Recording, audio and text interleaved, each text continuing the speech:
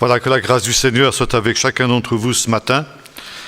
Nous allons donc ce matin revenir à nos prophéties de Daniel.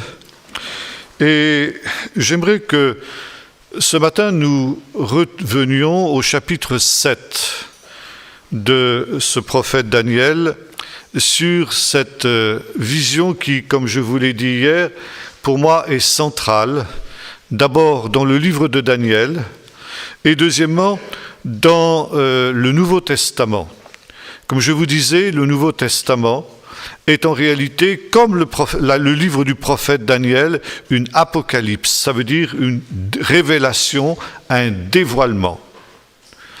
Et cette dimension apocalyptique au sens positif du terme, pas au sens où on l'emploie généralement, apocalypse, quelque chose de terrible, disons la révélation, la mise en lumière des choses dernières est essentiellement enracinée dans ce chapitre 7 du livre du prophète Daniel et la vision que nous avons lue. Nous avons lu hier la description de cette vision.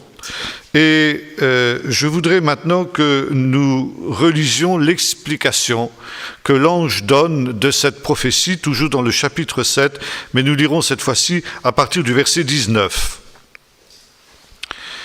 Ensuite, dit Daniel, je désirais avoir une certitude sur la quatrième bête, qui était différente de toutes les autres, extrêmement terrible, qui avait des dents de fer, des ongles de bronze, qui mangeait, pulvérisait et foulait aux pieds ce qui restait, et sur les 10 cornes qu'elle avait sur la tête, et sur l'autre qui était sortie de devant laquelle 3 autres étaient tombés.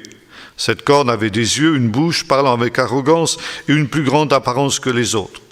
Je regardais cette corne faire la guerre aux saints et l'emporter sur eux, jusqu'à ce que vienne l'Ancien des jours pour rendre justice aux saints du Très-Haut, et le temps arriva où les saints furent en possession du royaume. Il me parla ainsi.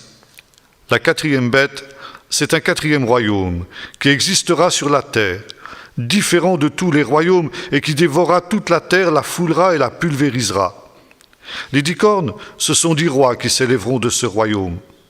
Un autre s'élèvera après eux, il sera différent des premiers et il abaissera 3 rois. Il prononcera des paroles contre le Très-Haut, il opprimera les saints du Très-Haut et il espérera changer les temps et la Torah, et les saints seront livrés entre ses mains pendant un temps, des temps et la moitié d'un temps. Puis viendra le jugement et on lui donnera la domination qui sera détruite et perdue pour jamais. Le royaume, la domination et la grandeur de tous les royaumes qui sont sous la terre seront donnés au peuple des saints du Très-Haut. Son royaume est un royaume éternel et tous les dominateurs le serviront et lui obéiront. Voilà donc ici la vision telle que nous en avons lu la description hier et l'explication aussi qui concerne plus particulièrement le quatrième royaume ou la quatrième bête. Et nous avons vu que cette vision était à mettre en parallèle avec celle du chapitre 2 de la grande statue du roi Nebuchadnezzar. Et vous l'avez remarqué, ici, la vision de Daniel au chapitre 7 insiste davantage sur la quatrième bête, et notamment sur les avatars de la destinée justement de cette quatrième bête ou de ce quatrième royaume. Et ce qui est aussi remarquable dans cette vision de Daniel, c'est que la méchanceté de ces royaumes va en s'accroissant. Et la quatrième bête, le quatrième royaume, est de loin le plus féroce et le plus barbare de tous ces 4 empires. Déjà, la description de cette bête est tout à fait caractéristique. Elle a des dents et des ongles de fer. Bien sûr, une bête de ce type-là, ça n'existe pas sur la terre. Mais ces dents et ces ongles de fer sont en relation avec la caractéristique de ce quatrième royaume que nous avons aussi rencontré dans la grande statue, à savoir qu'elle était composée de fer et d'argile. Le fer représente la force brutale, représente la puissance militaire sur laquelle Rome avait assis son pouvoir par le moyen de ses légions. Et ces ongles et ces dents de fer, nous dit notre texte, lui permettent de non seulement tout détruire, mais également de broyer et de fouler aux pieds ce qui reste.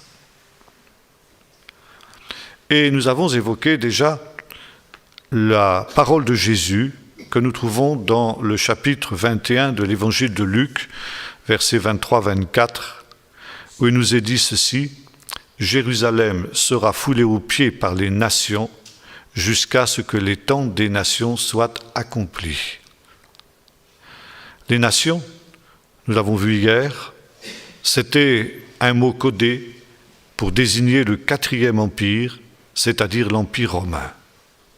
Cet empire brutal, cet empire nihiliste dont nous avons parlé hier, qui détruit tout et qui foule aux pieds.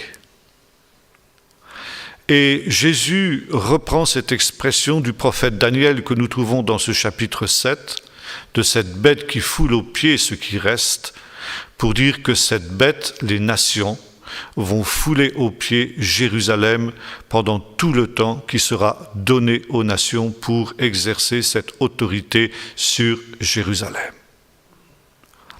Par conséquent, ici, la bête la plus brutale.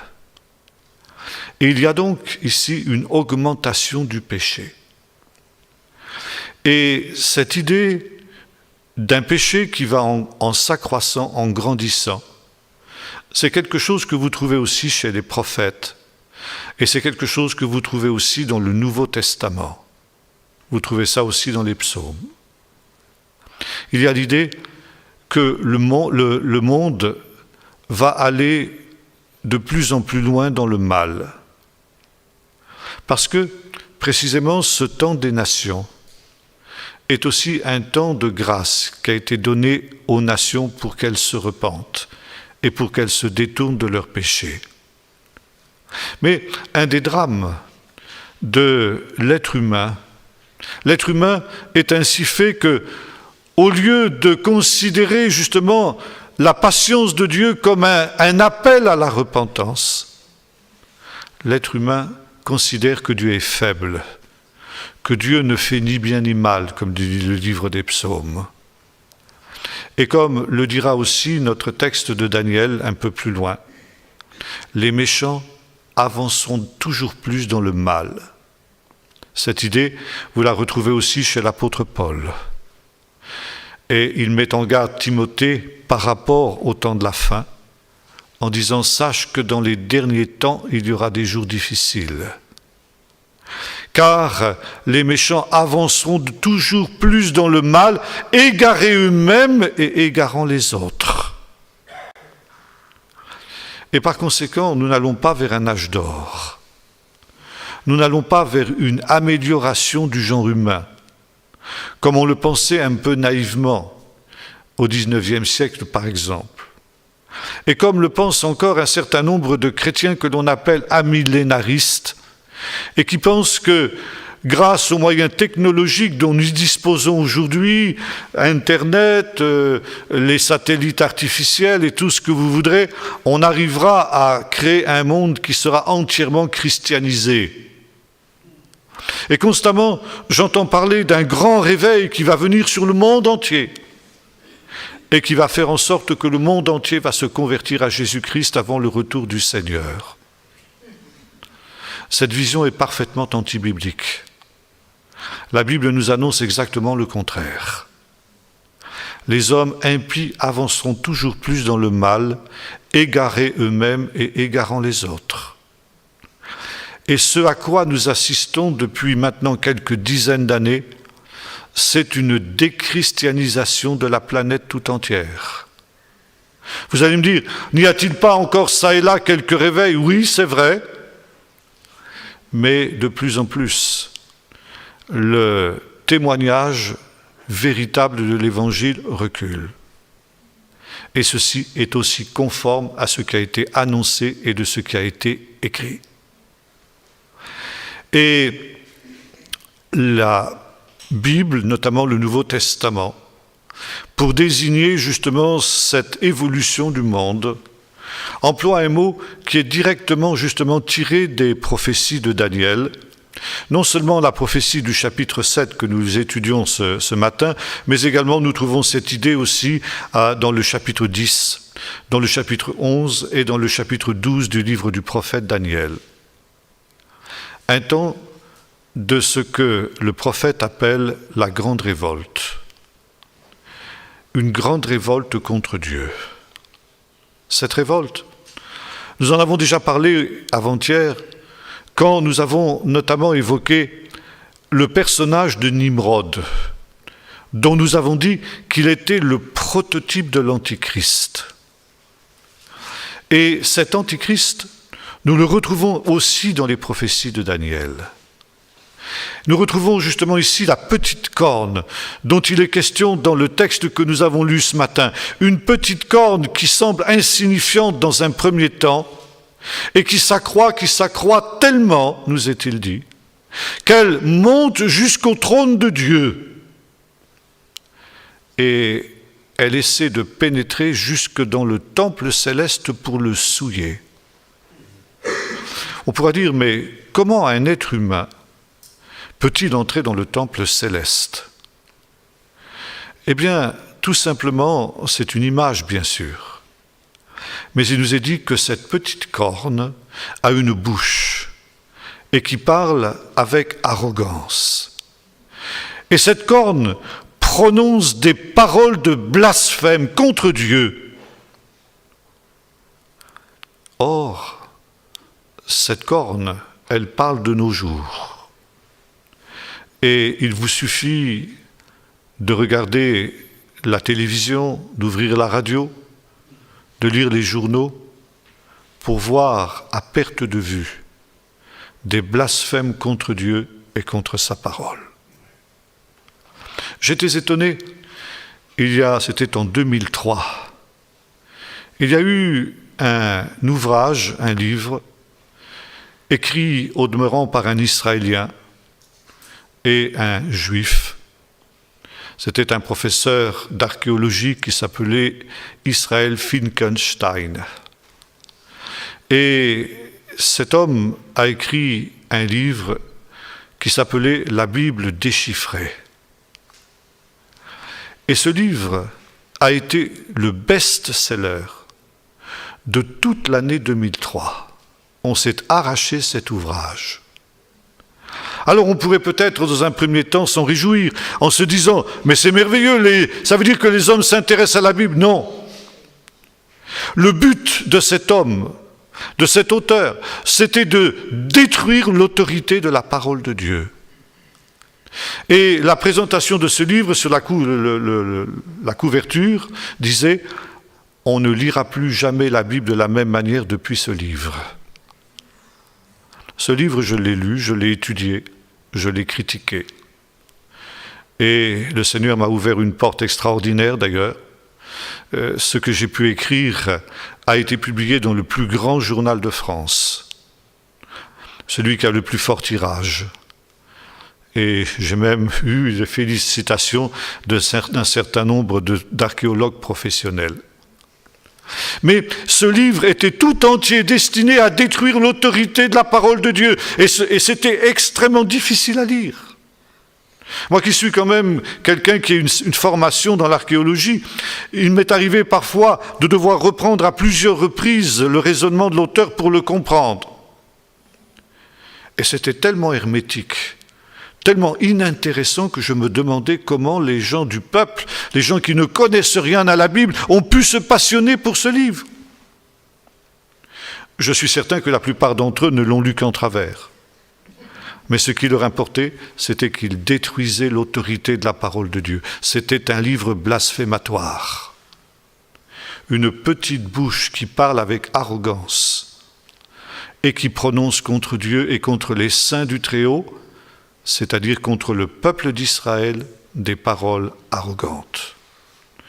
Paroles arrogantes et blasphématoires. Dans le même temps, il y a eu aussi une série d'émissions qui sont passées sur la chaîne Arte en France à plusieurs reprises et qui étaient organisées par deux journalistes qui s'appelaient Prieur et Mordilla. Et c'était une série de plusieurs émissions qui se succédaient sur plusieurs semaines. Je me suis efforcé de suivre aussi ces émissions, dans le même but, celui de pouvoir les critiquer. Et j'ai écrit aussi une critique sur ces écrits. Et je vous avoue que c'était pour moi un véritable supplice que d'assister à ces émissions totalement inintéressantes. Mais elles ont été suivies par des milliers de téléspectateurs. Pour une seule raison, c'est qu'elles détruisaient l'autorité de la parole de Dieu. Il essaiera de détruire les temps et la Torah, la parole de Dieu. L'esprit de l'Antichrist qui est déjà à l'œuvre. Dans le même temps est paru aussi ce qu'on a appelé l'évangile de Judas, un ouvrage aussi qui prétendait que cet évangile de Judas était le véritable évangile et que les autres évangiles, les 4 évangiles qui sont dans nos Bibles, étaient des faux. Voyez-vous, tout est fait dans notre société pour détruire l'autorité de la parole de Dieu. Il prononcera des paroles blasphématoires contre Dieu, mais aussi contre le peuple des saints du Très-Haut. Et le peuple des saints du Très-Haut, c'est le peuple d'Israël. Et aujourd'hui, nous assistons à une attaque sans précédent contre le peuple d'Israël. Le peuple d'Israël est calomnié. Le peuple d'Israël est démonisé. Le peuple d'Israël est diabolisé, comme l'avait fait Hitler dans les années 30, comme préalable à sa destruction. Il faut faire entrer dans l'esprit du grand public l'idée que le peuple d'Israël est un peuple diabolique pour que justement l'opinion publique mondiale soit prête à accepter la destruction d'Israël, une deuxième Shoah comme ce fut le cas au moment d'Hitler, lorsque le peuple allemand avait tellement été conditionné par la propagande hitlérienne qu'il était prêt à accepter sans réagir l'extermination du peuple juif qui était en Europe. Nous retrouvons exactement le même phénomène. Il prononcera des paroles contre le peuple des saints du Très-Haut.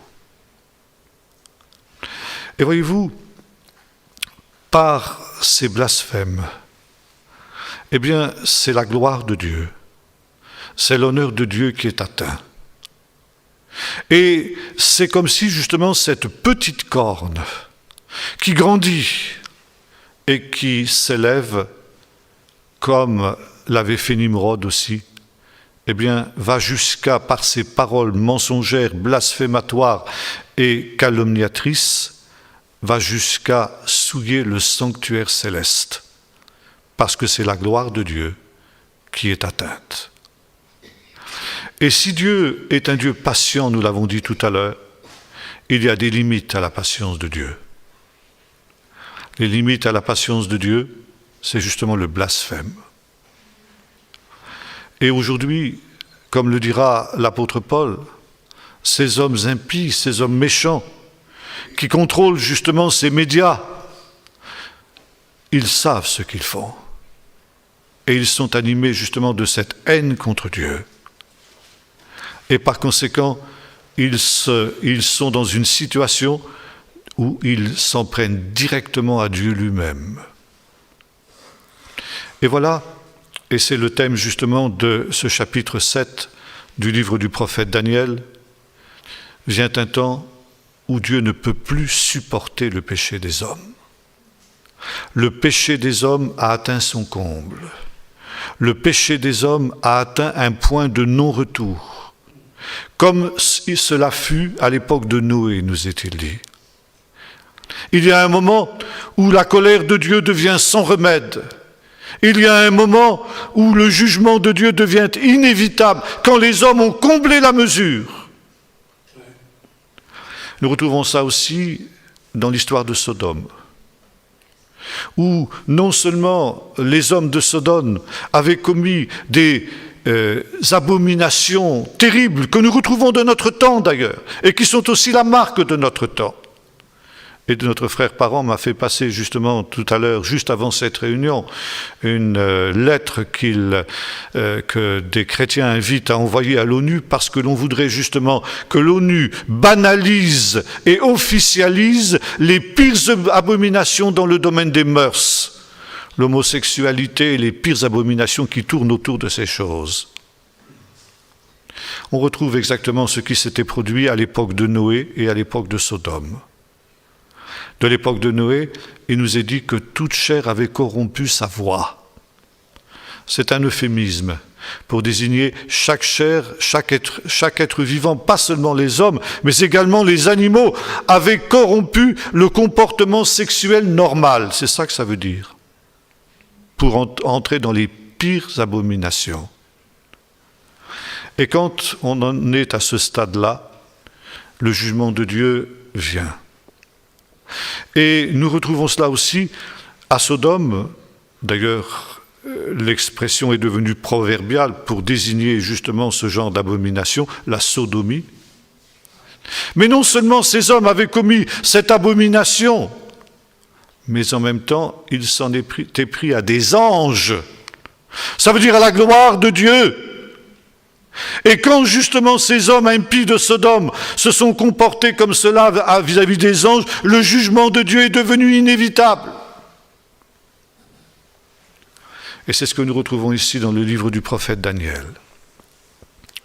Le livre du prophète Daniel, comme le reste du Nouveau Testament, nous présente le monde de la fin, la génération dernière, comme une génération semblable à celle de Noé, est semblable à celle de Sodome. Vous trouvez ça dans le chapitre 17 de l'évangile de Luc et dans le chapitre 24 de l'évangile de Matthieu, chapitre 13 de l'évangile de Marc. Alors, c'en est trop. Quand le monde a atteint ce point de blasphème contre Dieu, alors, dans le ciel, le temple de Dieu devient un tribunal. Car le temple, c'est aussi un tribunal. Et là, nous voyons dans le verset 9 du chapitre 7 de Daniel qu'on établit un tribunal. On apporte un trône sur lequel prend place l'Ancien des jours, c'est-à-dire Dieu lui-même. Dieu est celui qui va présider ce tribunal. Et Dieu est celui qui va prononcer la sentence après un procès.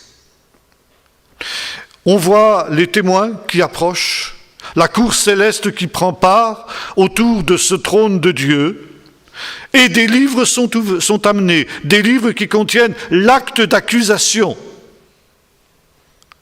Et le procès se déroule.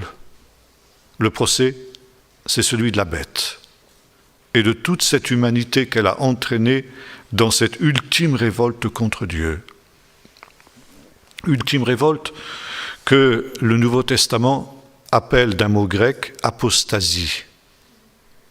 Vous trouvez ça aussi dans la deuxième épître de Paul aux Thessaloniciens, qui nous dit qu'avant que ne vienne la fin, il faut que l'on ait vu d'abord apparaître l'apostasie, qui précédera la venue de l'homme du péché, l'impie, c'est-à-dire l'antichrist, cette corne dont il est question ici dans notre texte.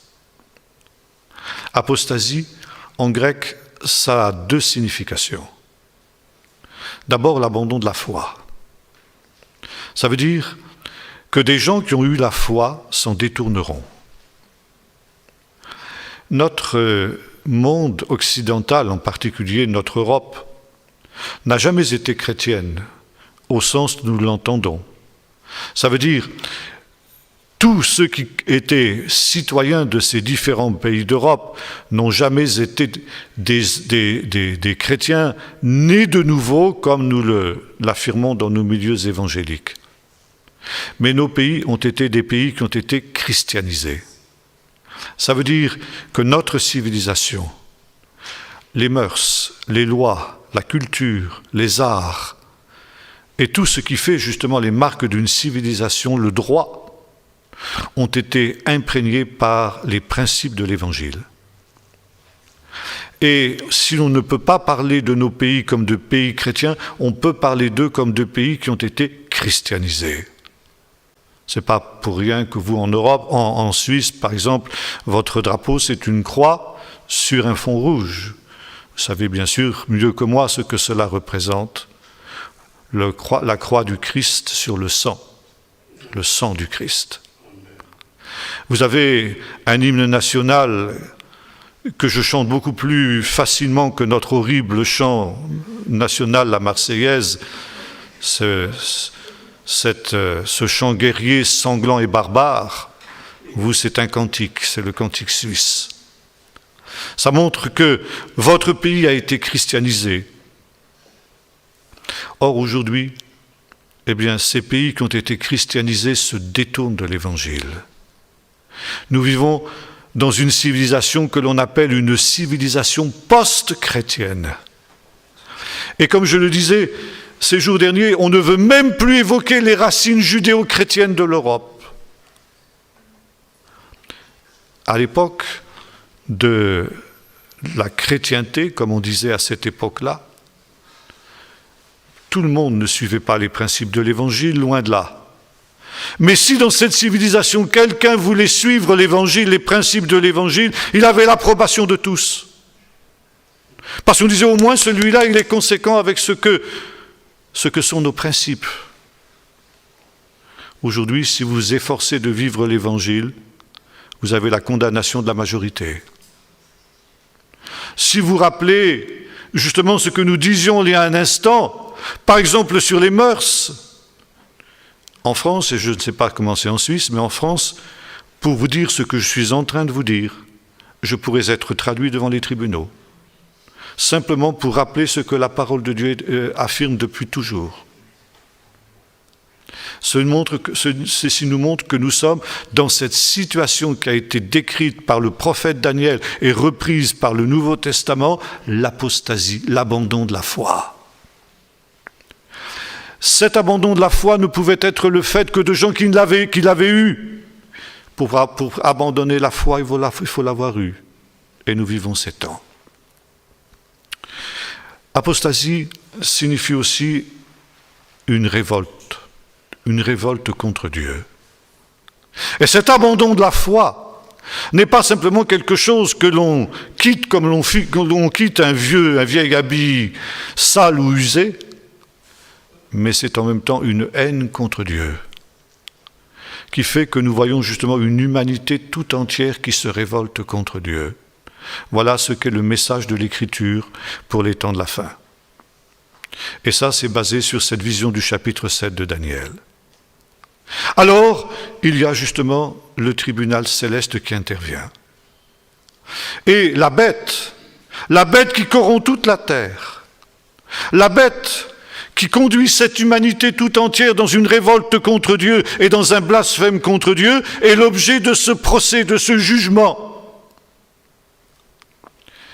Et la sentence est donnée. Elle est prononcée. C'est la mort. La bête est condamnée à mort. Une sentence de mort est prononcée contre elle. Et lorsque cette sentence de mort est prononcée, vient sur les nuées du ciel le Fils de l'homme dont nous avons parlé hier, le Messie. Et ce Messie va être chargé d'exécuter cette sentence de mort, de purger la terre de toute cette influence délétère et diabolique qui a été celle de la bête, afin d'y établir le royaume de Dieu. Et c'est aussi l'œuvre du Messie. Et là, nous trouvons une notion qui est essentielle dans le Nouveau Testament et dans les Évangiles. D'abord, il est question du jugement. Et ce chapitre 7 de Daniel a donné dans les Évangiles naissance à une notion qui est centrale, le thème du jugement dernier. Le thème du jugement dernier est un thème qui est celui aussi des paraboles de Jésus. Les paraboles de Jésus sont aussi des apocalypses, parce que les paraboles de Jésus sont tout entières centrées sur les choses dernières, les choses de la fin. et notamment sur ce grand jugement qui aura lieu et que déjà Jean-Baptiste a annoncé, on en avait aussi parlé hier. Quand Jean-Baptiste parle de la venue du Messie, il dit ceci: il a son vanne à la main, il nettoiera son aire, il engrangera le blé dans les greniers, mais la paille, il la brûlera dans un feu qui ne s'éteindra pas. Et cette notion d'un feu qui ne s'éteint pas, vous la trouvez aussi justement dans ce chapitre 7 du livre du prophète Daniel au verset 10. Devant ce trône du jugement qui est dressé, coule un fleuve de feu, nous est-il dit. Un fleuve de feu. Et ce feu, c'est le feu du jugement. Le jugement de cette bête, le jugement de ce monde impie va se faire par le feu. Thème qui est aussi repris par l'apôtre Pierre quand il évoque justement, il fait le parallèle, et nous l'évoquions le premier soir à Orbe pour ceux qui étaient avec nous quand on a parlé de l'arche de Noé. Il dit, le monde ancien périt par un jugement qui s'est réalisé par l'eau du déluge. Mais ce monde de la fin qui sera semblable au monde de l'époque de Noé, il est réservé pour un jugement qui aura lieu par le feu, le fleuve de feu dont il est question ici, qui coulait devant le trône de Dieu et qui va se répandre dans le monde entier pour un jugement. Et il est très intéressant de noter que Jean-Baptiste reprenait justement ce thème du chapitre 7 du livre du prophète Daniel quand il annonçait la venue du Messie. Moi, disait-il, je vous baptise dans l'eau pour vous conduire à la repentance. Mais celui qui vient après moi, qui est plus puissant que moi, dont je ne suis pas digne de délier la courroie de ses souliers, lui, il vous baptisera dans le Saint-Esprit et dans le feu. Alors bien sûr, dans notre vision charismatique, pentecôtiste, etc., nous considérons que cette parole est une prophétie de ce qui s'accomplira le jour de la Pentecôte, des langues de feu qui sont descendues sur les apôtres. Ce n'est pas faux. Mais quand Jean-Baptiste parlait du feu, baptisé dans l'esprit et dans le feu, eh bien le feu pour lui avait deux sens. Une bénédiction pour les justes, comme nous le considérons nous, quand nous lisons ces textes et que nous faisons l'assimilation avec le jour de la Pentecôte. Mais ce même feu, s'il sera bénédiction pour les justes, sera malédiction et jugement pour les impies, pour le méchant. Jésus disait, plus tard, il y a un baptême dont je dois être baptisé, et il y a un baptême dont je dois baptiser le monde. J'ai hâte qu'il ne soit accompli. C'était le thème du jugement dernier. Et ce thème, il est en relation justement avec la figure du Fils de l'homme. Le Fils de l'homme qui est l'exécuteur du jugement de Dieu, comme nous le voyons dans ce texte. Or, vous savez que l'expression Fils de l'homme était un terme que Jésus employait quand il parlait lui-même. Il parlait de ce terme à la troisième personne. Le Fils de l'homme. Le Fils de l'homme, c'est une expression qui n'a pas été comprise par la plupart des théologiens chrétiens, qui n'étaient pas juifs et qui ne connaissaient pas justement le sens exact de cette expression.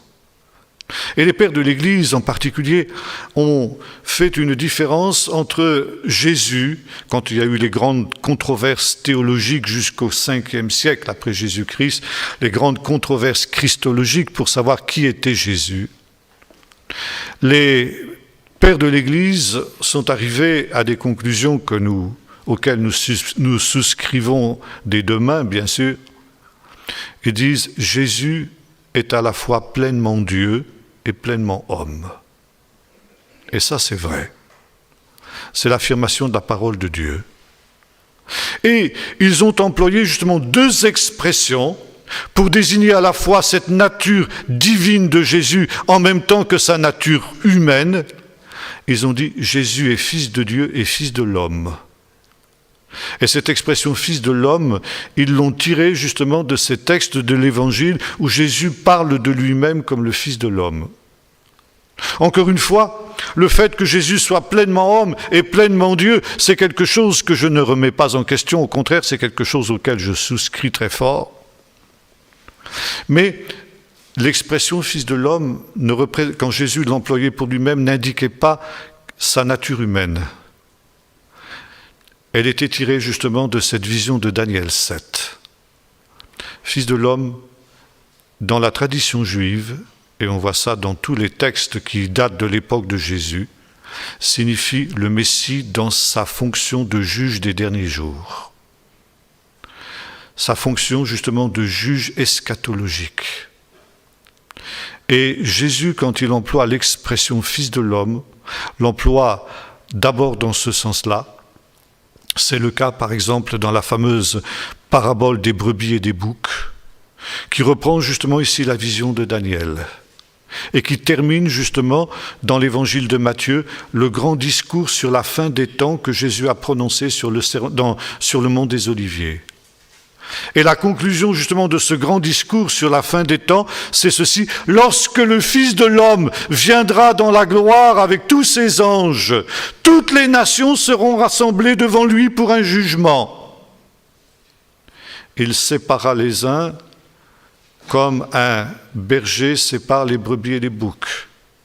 Il mettra les justes à sa droite, les brebis à sa droite, et les injustes, les boucs à sa gauche. Et il prononcera la sentence. Venez bénis de mon Père, prenez possession du royaume, on va en parler dans un instant.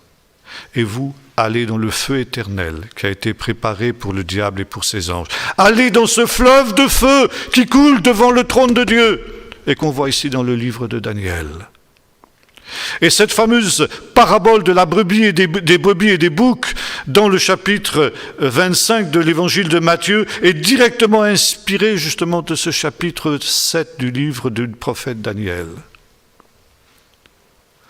Jésus a aussi évoqué cette venue du Fils de l'homme au dernier jour comme l'époux dans la parabole des vierges sages et des vierges folles.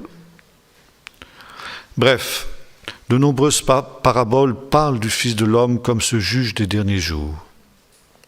Et puis, Jésus employait l'expression « Fils de l'homme » dans un autre sens, lorsqu'il parle de ses souffrances, de sa mort et de sa résurrection.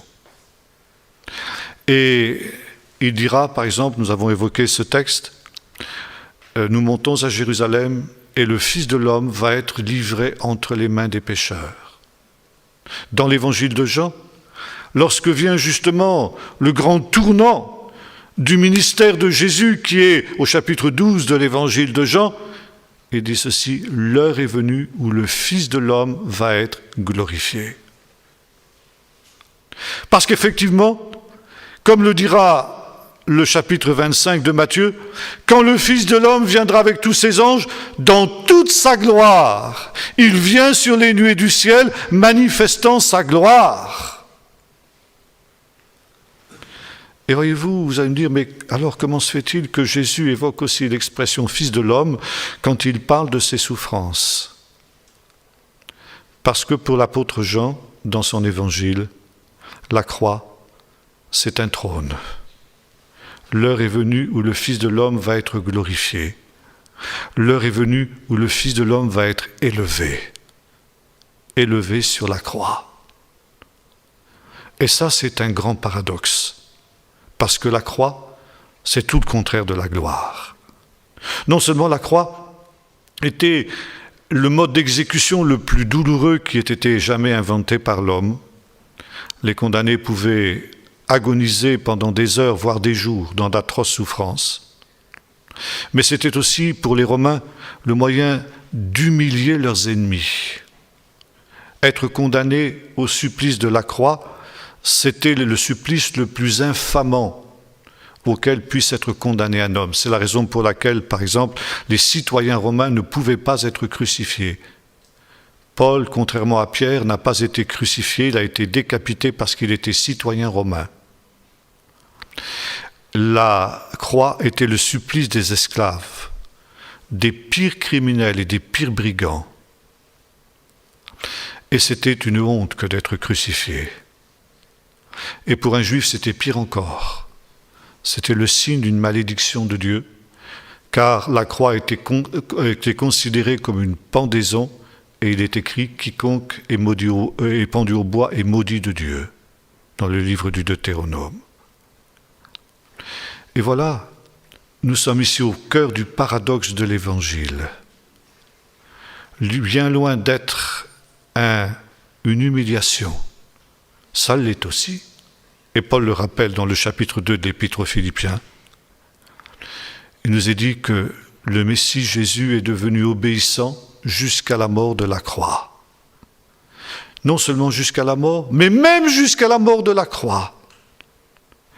Et à cause de cette humiliation qu'il a consentie, Dieu l'a souverainement élevé. Et nous retrouvons la vision du Fils de l'homme. Et il lui a donné le nom qui est au-dessus de tout nom, afin qu'au nom de Jésus, tout genou fléchisse. Amen.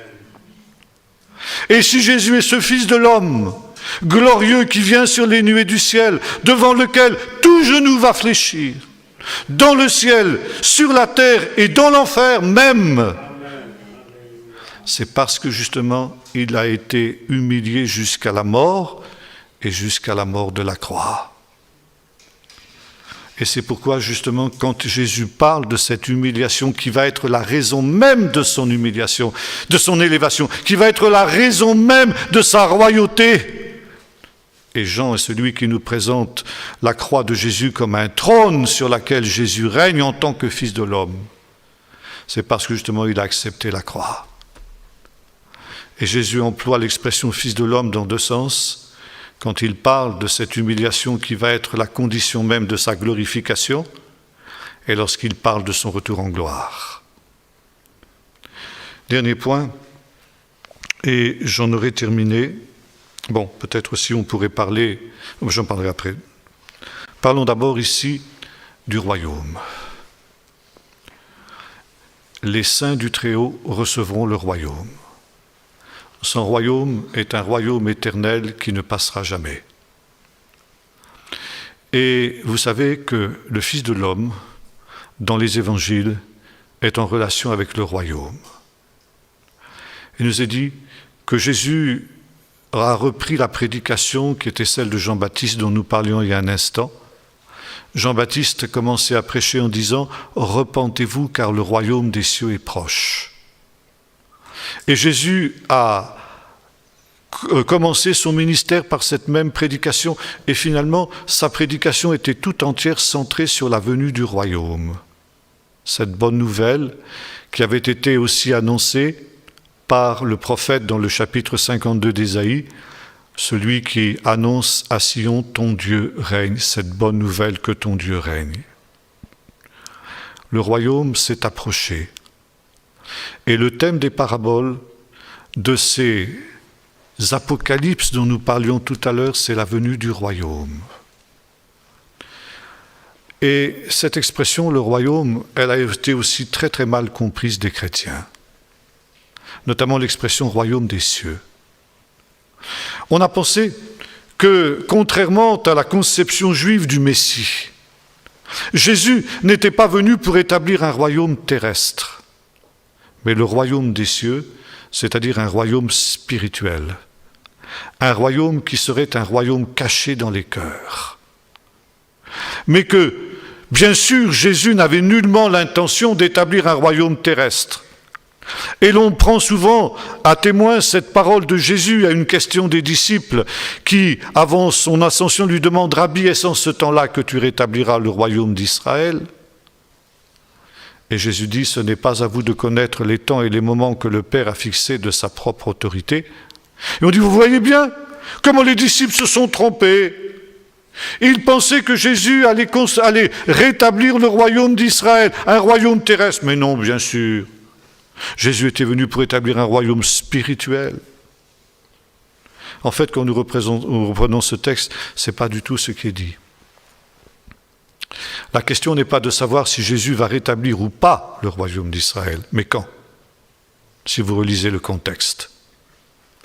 Et Jésus reprend les disciples sur un point, parce que les disciples s'imaginaient que la venue du royaume d'Israël, c'était pour demain. J'ai dit non, il faut d'abord que l'évangile soit prêché dans le monde entier. Mais Jésus confirme que quand l'Évangile aura été prêché dans le monde entier, effectivement, il établira le royaume d'Israël. Les saints, les peuples du Saint du Très-Haut recevront le royaume. Le peuple des saints du Très-Haut, c'est le peuple d'Israël. Vous allez me dire, mais le peuple d'Israël est-il un peuple de saints? Non, pas dans le sens où nous l'entendons. Là aussi, notre vocabulaire religieux nous joue des tours. Dire saint en hébreu, ça n'est pas dire une perfection morale, comme nous le comprenons dans notre français, dans notre langue française. Saint, ça veut dire séparé, mis à part. Le peuple des saints du Très-Haut, c'est le peuple que Dieu a mis à part, le peuple choisi, le peuple élu.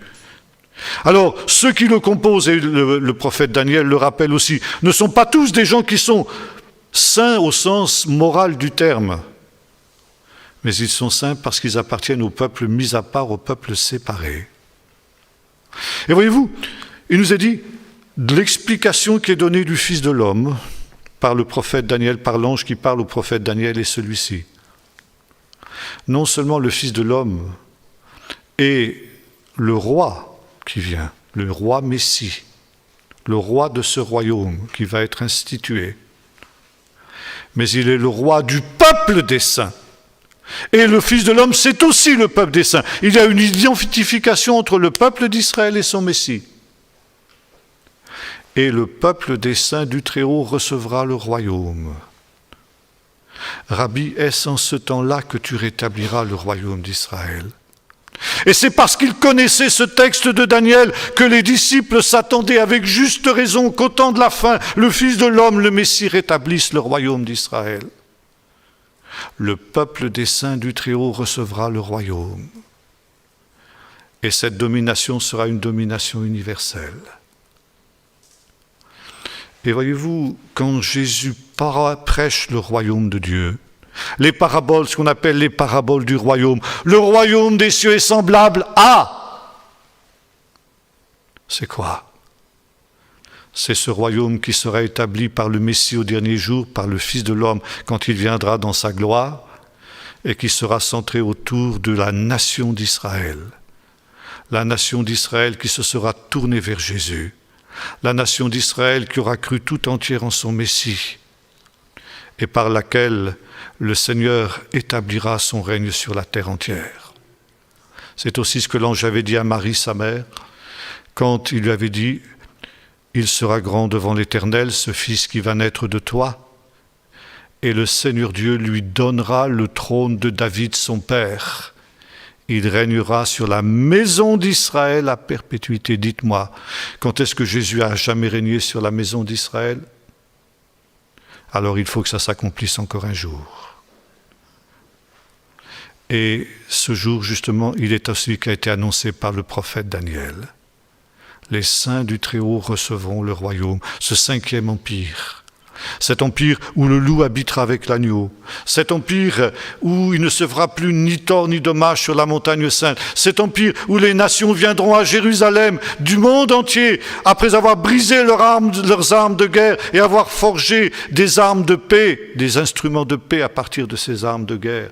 Chapitre 2 du livre du prophète Ésaïe, ils diront « Montons à la montagne du Dieu de Jacob pour qu'il nous enseigne ses voies et que nous marchions dans ses statuts, car de Sion sortira la Torah et de Jérusalem la parole de l'Éternel. Il sera l'arbitre de nations nombreuses. » Qui? Le Messie et le peuple du Messie. Et il ne se fera ni tort ni dommage sur toute la montagne sainte de l'Éternel. Les saints posséderont le royaume. Voyez-vous comment ce chapitre 7 de Daniel est la clé de la compréhension juste du Nouveau Testament? Et vous voyez combien justement pour avoir négligé la compréhension de ce texte, les théologiens chrétiens n'ont pas compris certains passages des évangiles. La notion de Fils de l'homme, la notion de royaume, la notion du jugement dernier. Et encore aujourd'hui, nous trouvons ces aberrations jusque dans nos milieux évangéliques. Un dernier point. Il est question aussi des livres. Je vis des livres. Des livres furent ouverts. Et là, nous trouvons aussi une des notions essentielles qui est évoquée dans le Nouveau Testament, le livre de vie. Nous trouvons ça aussi, nous retrouvons ce livre dans l'Apocalypse. Jésus disait à ses disciples, « Ne vous réjouissez pas de ce que les démons vous sont soumis, mais réjouissez-vous plutôt de ce que vos noms sont inscrits dans le livre de vie. » Le livre de vie, qui est la condition, être inscrit dans le livre de vie, c'est la condition de la vie éternelle. C'est une notion très juive. Il y a quelques semaines de cela, le peuple juif a célébré ce qu'on appelle le Rosh Hashanah, ça veut dire le Nouvel An juif. Et à cette occasion, quand on se salue, et c'était encore le cas quand je me trouvais la semaine dernière, parce que ça dure encore, c'est comme notre mois de janvier, on continue à se souhaiter une bonne année, n'est-ce pas, jusqu'à la fin du mois de janvier. En Israël, on ne se souhaite pas bonne année. On se souhaite ceci, tirtez-vous vetartemu, que votre nom puisse être inscrit dans le livre de vie. C'est ça qu'on dit. Et voyez-vous,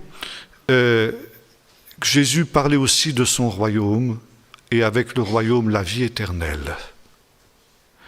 L'expression « la vie éternelle » qu'on trouve souvent dans le Nouveau Testament est directement en relation avec le royaume parce que ce royaume est un royaume éternel.